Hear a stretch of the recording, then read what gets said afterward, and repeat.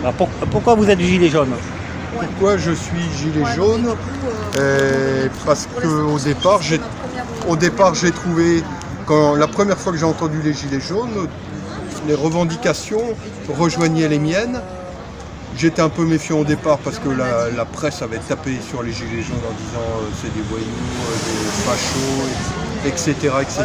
Et puis petit à petit je me suis rapproché, je suis allé sur les ronds-points et j'ai vu que c'était des personnes comme moi qui avaient les mêmes difficultés que moi et qui voulaient que les choses changent et qui considéraient que ce qui nous arrive c'est pas une fatalité et qu'ensemble si on fait la démarche, on peut se mettre à comprendre beaucoup de choses sur ce qu'on appelle la politique qu'on nous présente à la télé et que la politique c'est notre vie de tous les jours quoi, et qu'il y a plein de choses à changer et les uns apportent beaucoup de choses aux autres et voilà quoi.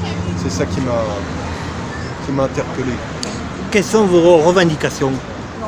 Eh bien, mes revendications, moi j'aimerais que chacun puisse vivre dignement de son salaire, qu'il y ait beaucoup moins de gens dans la misère, que les actionnaires s'en mettent pas plein les poches au détriment des salariés, que les retraités puissent partir après des années de travail avec une retraite digne et qu'il y ait beaucoup moins de gens à la rue et beaucoup moins d'inégalités dans tout ce qui est logement, etc.